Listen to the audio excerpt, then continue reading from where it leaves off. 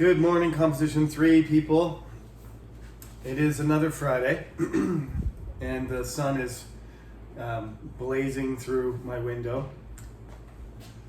I think, heaven forbid, if there is one more semester of this online stuff, and I keep recording, I'm gonna buy myself some dark curtains, okay?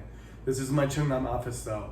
So first I'm gonna ask the department to get me curtains, and then they're gonna say no, and then I'll get some dark blinds so I don't have like this blinding light coming in every time I decide to record in the morning. But you know, we'll just go with the flow. Today I think we're gonna pause a little bit from the textbook today and not plow into the next thing. First of all, because it is week 7, and I imagine your midterms are going to be coming up in your other classes. You don't have one in this one. And I want to, talk to you a little bit about the work that we've done so far. You've handed in tomorrow, I'm recording, it's Thursday actually. Tonight, you should finish your second assignment. But the first one was done a long time ago. I just didn't get around to going through them, but now I have. And so now I would like to, give you some feedback. Nobody has emailed me, and I appreciate that because you probably realize I'm already behind. But if you want to talk to me personally about something, that's fine. This is not a graded assignment, as I told you. This was just kind of to see the level of the students in the class in general, to see if you were following instructions, following the lecture, and I need a writing sample. So I just asked you to write a paragraph for me and see how you wrote. So I have good news. There's only 16 students in this class. One student dropped. So there's only 16 of you, and 15 of you did your homework the first time, so only one person didn't submit. And of the 15 people who did their homework, it's excellent. What can I say? The bad news about that is, of course, it's going to be kind of competitive to get an A in the class because I can see all of you are listening, following the instructions, and that you get the points that I'm making. So I'm just going to, give some of the responses that I think are important. The first part of the homework was the A, B, C, D questions about Switzerland, and the first 3 ABC questions were done perfectly, pretty much. Everybody got it, and I added one question, right? I asked, what do you think could be improved, or what was the weak point of the paragraph? And almost everybody got this correct too. The major weak point which could be improved is the fact that the support diverges off the main idea, right? The topic is related. The main ideas that are related to the topic. The topic is Switzerland, and the main ideas are supposed to be you're traveling to see beautiful mountains, delicious food, wonderful places, and polite people. But as they start to give evidence, they talk about the mountains right away. Climbing and skiing, okay, so you got the mountain part, and then they go into the geography. It's got 5 borders, it's bordering on 5 countries, and then there's the list of languages that they speak. So this is a sample answer. There's one weak point which obstructs the coherence of the paragraph. This paragraph is for publicizing good advantages to visit Switzerland. Beautiful mountains, interesting cultures, and great sights could be one of them, but it's hard to say that having 4 official languages make people interested in Switzerland for visiting in holidays. Okay, that's a good answer, not quite exact though, because they don't mention interesting culture, right? So that student, that was the problem. If they mentioned interesting culture, you could argue that language is part of culture, but they didn't, right? So that the coherence comment is correct. Next, example, I think the sentence on how it has 4 official languages were necessary when talking about having interesting cultures in Switzerland. Also, the whole paragraph is a bit of a word jumble and the writer needs to sort it out. Okay, saying a paragraph is a word jumble is not the right terminology. You'd have to say disorganized or disconnected or illogical. Word jumble just means random words, right? Like thrown all over the place. That would be a paragraph that you couldn't read. Now, I think the student here means are unnecessary. Necessary is the wrong thing. So you gotta watch, when you're typing, you gotta watch that you use the correct, perhaps it's a typo.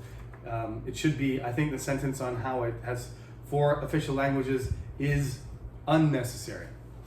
Okay, so you got the right idea, but there's mistakes being made and that'll cost you points. That'll cost you points on your exam. So you've got to watch out for that.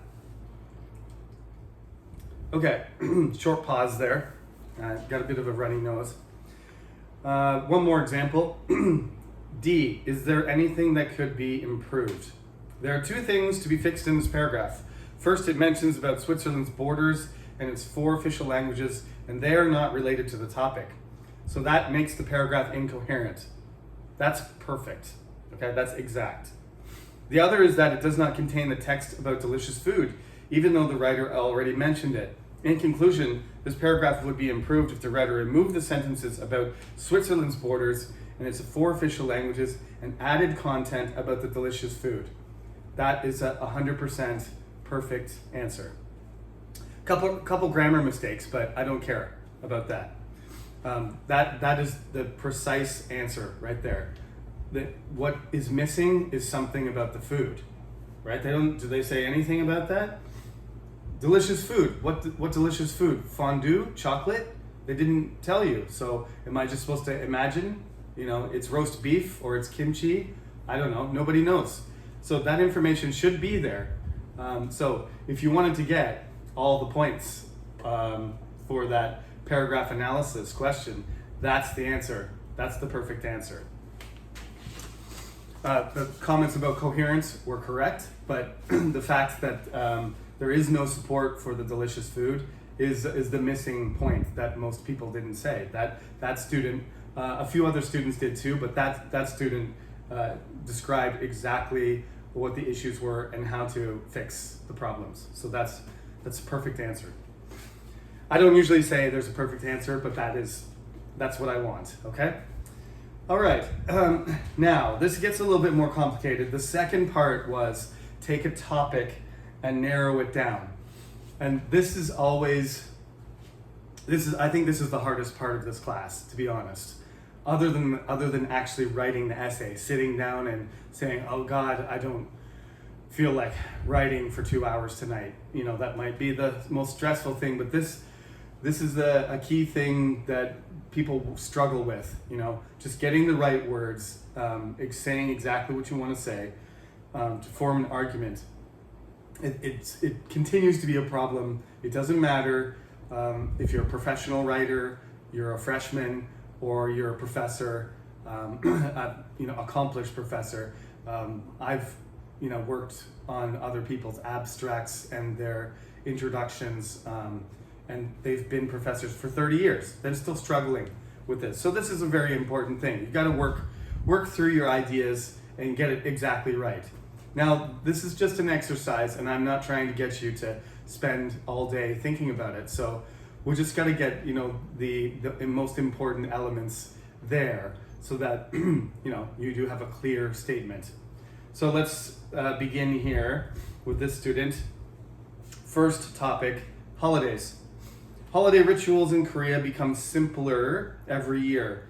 The coronavirus could be the reason for the situation, but according to an opinion poll conducted by Up in News in 2019, 35% of Korean people skipped the ritual in 2019, which was 2 years before COVID-19. That has fact in it. That's not a topic statement or a thesis statement because you're giving support. That really long sentence is giving factual information. And in the next lecture, we are going to talk about that. We're going to talk about fact and opinion, and really, I don't like to call it opinion. I like to call it perspective or position, right, rather than opinion, because we don't want to just base things on your opinion. You want to make an argument that's formed from a certain way of looking at something, or a certain occupying a certain space, right, which we call a position. So what this sentence, it's a good idea, but it's got too much information in it. So that support should be separated. It shouldn't be there. So holiday rituals in Korea become simpler every year, or were becoming simpler every year, even before the coronavirus accelerated it. Okay? So now it's even less people are doing the rituals, but it was already happening before that. If that's your argument, that's fine. But what's the reason for that? My question would be, why? Why was that happening?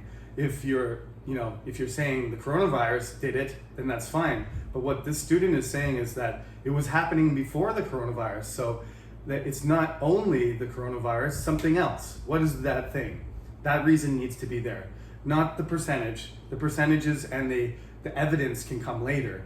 What needs to be there is the reason that there is a decline in Koreans celebrating Chuseok, traditional rituals, okay? Good topic, but the reason is missing, and the facts and the support don't need to be included. Okay. Okay, this is part 3. Sorry I keep clipping this video, but I do have a sniffle, and I don't want to sneeze right into the camera or blow my nose while I'm teaching. So this might be a new thing again, a series of clips glued together. But as long as you can follow me, it's fine. Like I said, like I was just saying, forming a thesis statement requires basically 2 elements.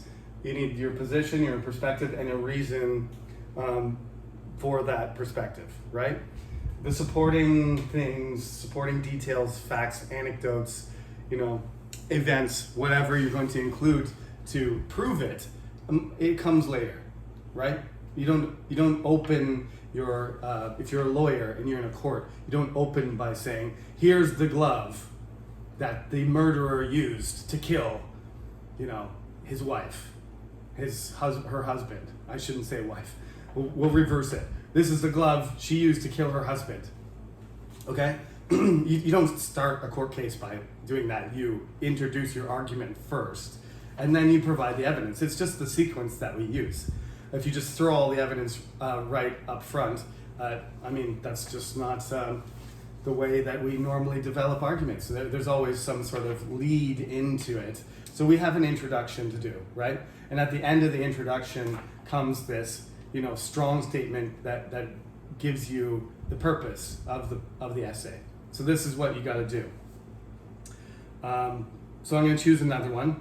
This is B, about friends. Now this student has a lot of typos, so I think they just need to be a little bit more careful about spelling and word choice. But this is what they chose to say. My friends and I went to go learn pole dancing for the first time this week as a new hobby near our houses by searching for a class. Complete sentence. There's an action there, but what's the point of this? Is this an argument? No. This is just a topic. It's just saying that we did something. So how am I supposed to argue this, right? You didn't, or it's not a good thing to do. Like, there's nothing to argue here. It's just basically it's a past event. My friends and I went to go learn pole dancing for the first time this week as a new hobby, and these are all facts. There's nothing to argue here. So this is the beginning of an anecdote. You're telling us, you're gonna tell the story. So what happened? So this is what happened. The first sentence is, my friends and I first knew about pole dancing through a show I was watching at the time, and it seems that many people are doing it these days. After doing some research, so this is a story. There's no argument there. This is not an academic paragraph. This is just, there's no purpose other than illustration or description.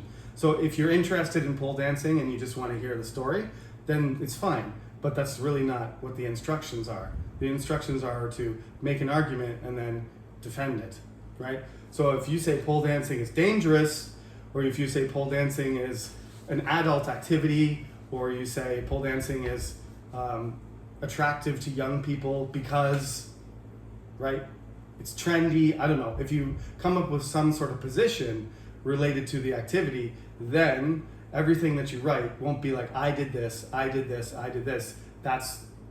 Those are details and you're recounting something that happened rather than arguing that the usefulness, the application of something, or a perspective on something, whatever it is, right?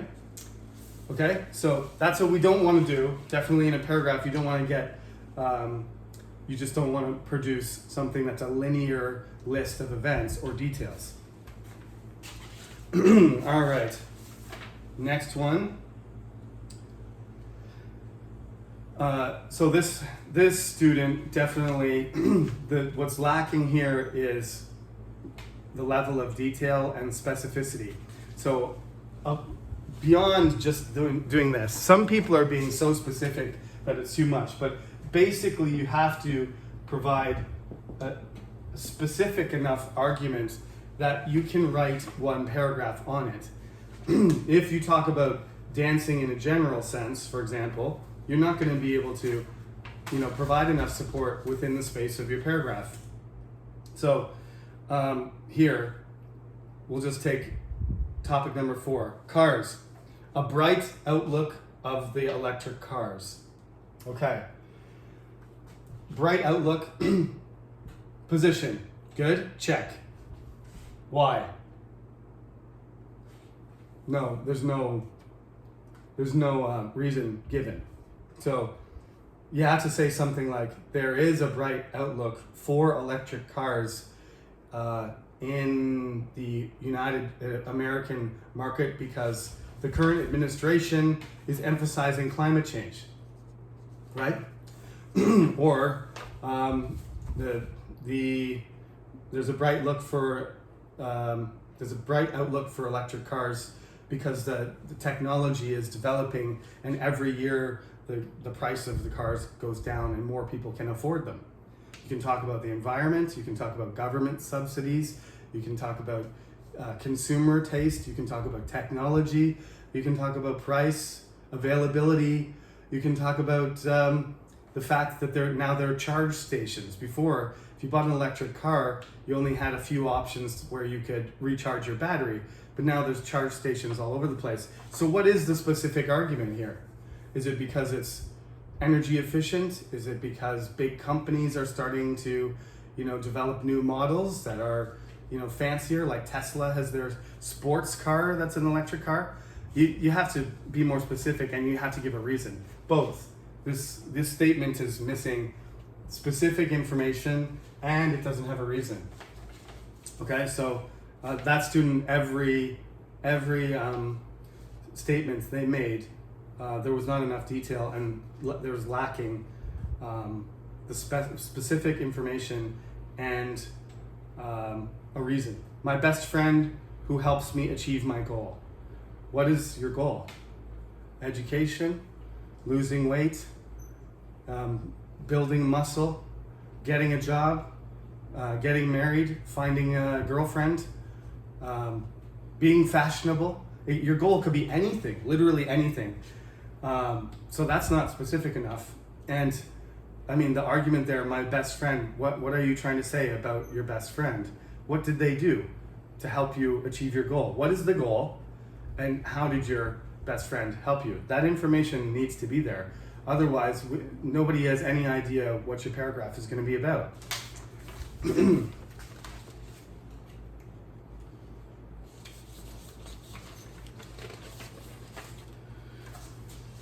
Okay, so those are the most common mistakes here lacking a reason and being specific, but also some people are, providing their support early. You don't have to do it yet. Support sentences are supposed to follow your statement, not be included in it. Okay, let's see here. The disadvantage that university students make friends by non-face-to-face in COVID-19. There's some grammar problems with that statement there, first of all, but so you have to clean that up a little bit. The disadvantage that university students have in online classes during COVID is that it's more difficult to make friends, right? So the order of the sentence needs to be changed. That's a pretty significant grammar mistake. So the making friends should be at the end of the sentence, not in the middle. But that's not bad. That's pretty specific. You could even add, you could add in Korea, right? That would make it more specific, and probably that's who you're going to be talking about. Your experience is having online classes in Korea, and of course in other countries, some of classes have gone online, some of them have gone online temporarily. Canada is very different, and America and the United Kingdom as well. So things are different, but I think it's fair. That's a fair argument to say, and then you could go on and support yourself pretty easily. So that's a solid statement, but it needs grammar improvement.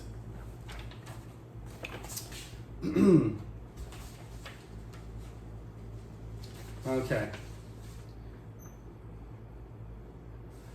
Let's see here. Korea in the 20th century faces a crisis and people getting damaged because there are a lot of social, economic, political problems and difficulties to overcome must be suggested in various ways. Not specific enough.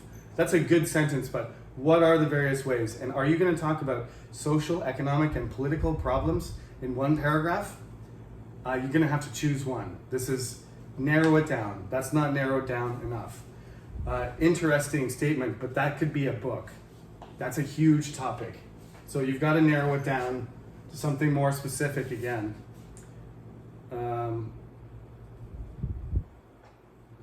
Let's talk about the car. I wanted to talk about the cars one though.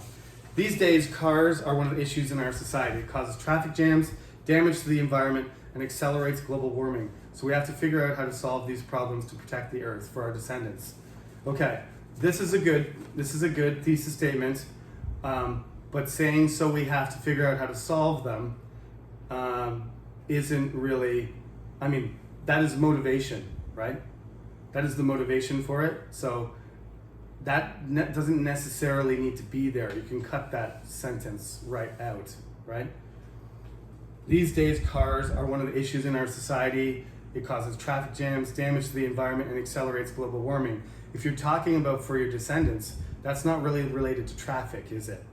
So you could really refine this statement too. If you're going to talk about the climate problem related to cars, then stick to that and say climate change is a real critical issue, and one of the main causes is cars, which damage the environment and accelerate global warming.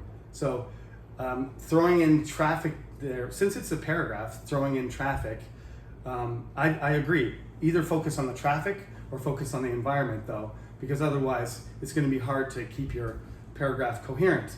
So this is what the student said. These days, cars are one of the issues in our society. It causes traffic jams, damages the environment, and accelerates global warming. So we have to figure out how to solve these problems to protect the earth for our descendants. According to the traffic accident analysis system, stumbled there, it is said that the average daily death toll in 2020 was 8 people and 838 people were injured. Also, materials from exhaust gases destroy the ozone layer. No connection there, right? The only connection is the word also. But you go from deaths from traffic, bad traffic, to materials from exhaust without any logical connection. So that's incoherent, right? accelerating global warming, and in spring, yellow dust and fine dust are getting worse every year. Is there a connection between the yellow dust and car pollution? I think it's mostly comes from the desert and factories and perhaps cars and traffic in China. That's domestic pollution caused by cars is just smog. That's not yellow dust. So that's not a very strong connection there either.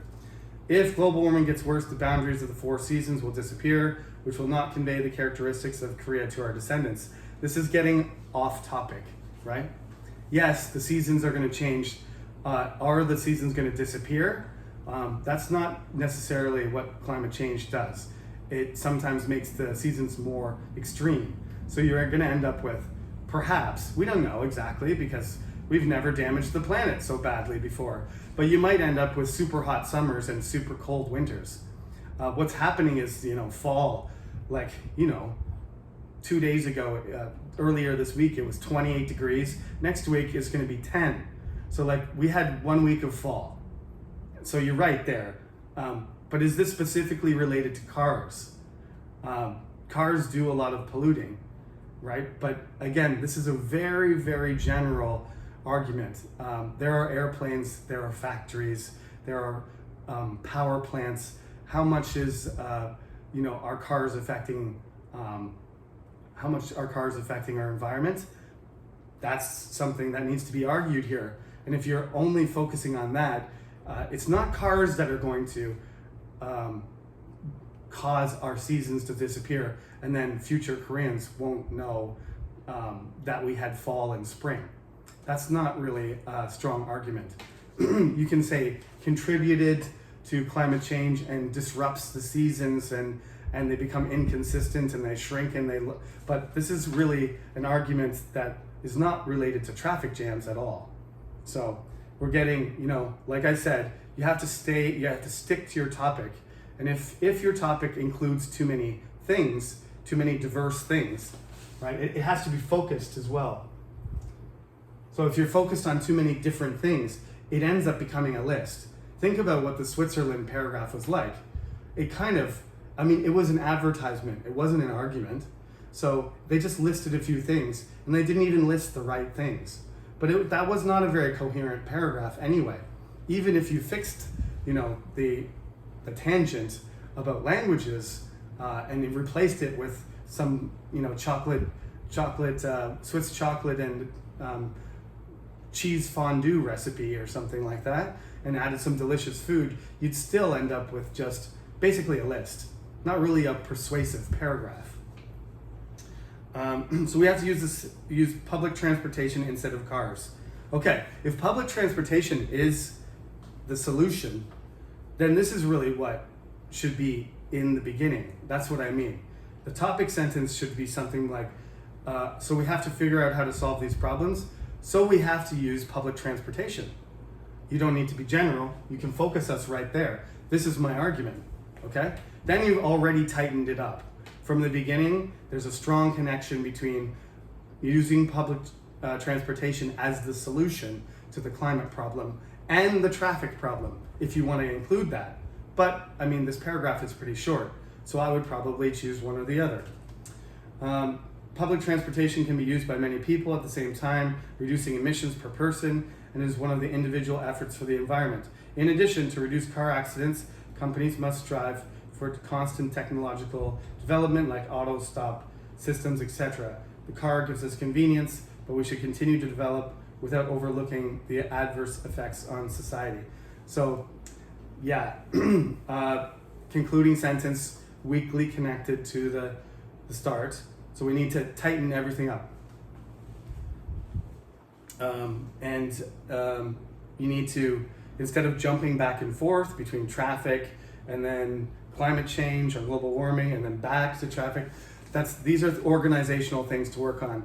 I'm just choosing this student because there's a particularly good example of where the topic sentence needed to be focused and more specific, and then the support really wasn't organized. So it could have been a good paragraph if the topic sentence, the thesis statement, had been more specific and given that reason, and perhaps, eliminated one of the factors, you could have had a really easily readable, organized, logical paragraph, but instead there's too many things, and they're jumping back and forth between those things. Okay? Anyway, like I said, that this homework was supposed to be an exercise. We were supposed to, practice. And so I think I have identified the main things that all of you need to focus on. And there's 2 assignments that need to be done. And you have midterms, so I'm not going to give you any homework this week because you already have one due next week. But after that, week 9, we're gonna have to have a Zoom meeting because I want to talk to you a little bit individually and as a group. Just have some conversation about how to handle topics, and we're gonna write an essay outline, and we're gonna write a graded assignment, and then there's the final paper at the end of the semester. It's only week 7, but time flies. We're halfway through the class, so after these homework assignments are done, we're definitely going to have to do some graded stuff and start getting ready for the essay. Essay won't be due until the end of the semester, though. That'll be due the first week of December or something like that. Okay, that's all I have to say for today. So like I said, we paused in the book, and the next time we do it, we'll be going into opinion paragraphs. Okay, so have a good weekend, and good luck with your midterms, and we'll see you again next week.